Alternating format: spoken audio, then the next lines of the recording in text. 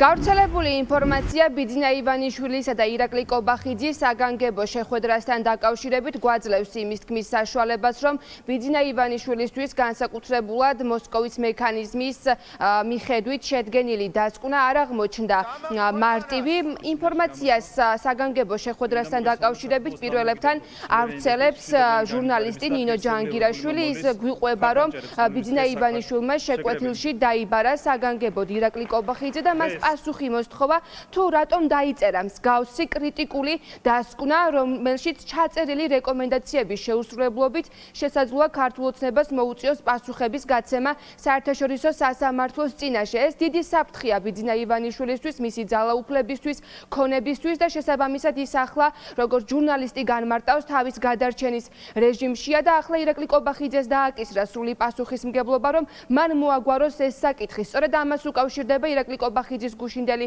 განცხადებები, ის როდესაც კობახიძე საუბრობდა იმის შესახებ, რომ არსებობს რეკომენდაციები ამ დოკუმენტში, რომელიც საჭიროებს გადახედვას, განხილვას და მისი რბილი ტონით შესაძლოა უკავშირდებოდეს სწორედ ბიძინა ივანიშვილთან ამ გამართულ აუდიენციას, საგანგებო მის დაბარებას და მათ შორის იმ შენიშვნებს, რომელიც ბიძინა ივანიშვილმა მის მიმართ გამოთქვა.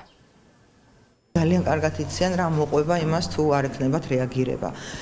მე როგორც ვიცი, კობახიძე ივანიშვილს ყავდა დაბარებული შეკვეთილში გუშინ და ცოტა მოხვდა კობახიძეს, იმიტომ რომ ის არწმუნებდა ივანიშვილს მანამდე, რომ აი ყველაფერი კარგად იქნება, კაცო, ჩვენ ეუთოს ისეთები გაუგზავნეთ, რომ დასკვნა კარგი იქნება და ბატონ ბიძინას არ უნდა ჰააგაში და მოხვდა ხა კობახიძეს. ამიტომ თავს კი იგიჟიანებენ და ვითომ ვერ ხვდებიან ხა რა არის ეს და სისულელებს ბოდავენ, მაგრამ რეალურად იციან რა საფრთხე და შეიძლება სცადონ რომ რაღაც რეკომენდაციებს ვითომ ასრულებენ. შეიძლება ვიღაცა გადმოაგდონ ერთი-ორი ბარტყი და დასაჯონ ვიღაცა დაიჭირონ, იმიტომ რომ მათ რეალურად ეშინიათ აი ამ მექანიზმის ამუშავების.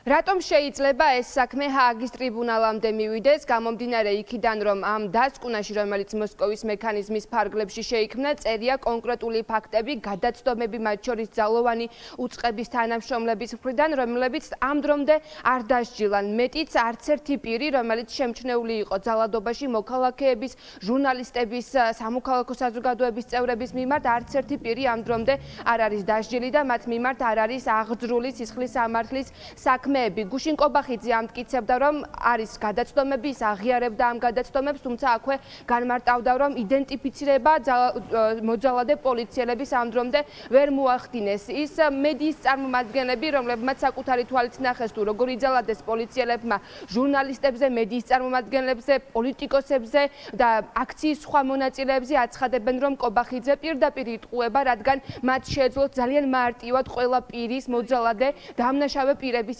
იდენტიფიცირება, თუმცა ამის პოლიტიკური ნება არ არსებობდა, მათ შორის საზოგადოებას ახსოვს, რომ სპეცრაზმელებს სპეციალური ნიშნებიც კი მოხსნეს იმისთვის, რომ სამომავლოდ თავი დაეძღვიათ და მათი იდენტიფიცირება ვერ მომხდარიყო. ჩვენთან საუბრისას ჟურნალისტები ამბობენ, რომ სწორედ ირაკლი კობახიძე და მთელი ქართული ოცნებაა პასუხისმგებელი იმაზე, რაც მოხდა საპროტესტო აქციებისას, მათ შორის გურამ როგავაზე თავდასხმა, ტევ-პირველის გადამღებ ჯგუფზე თავდასხმა, რომელზეც ამ დრომდე არც ერთი პირი არ არის დასჯილი.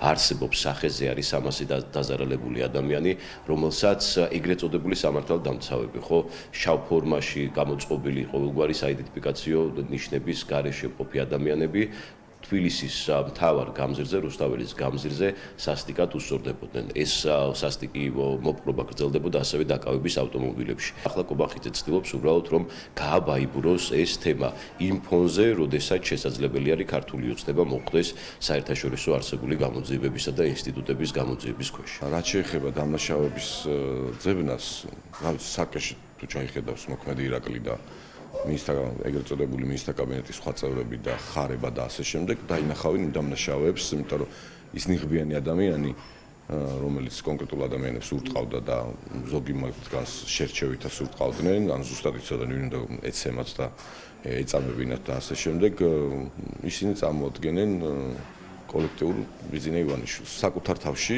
იპოვონ დამნაშავეები და საკუთარ თავთან და ხალხთან აგონ პასუხი.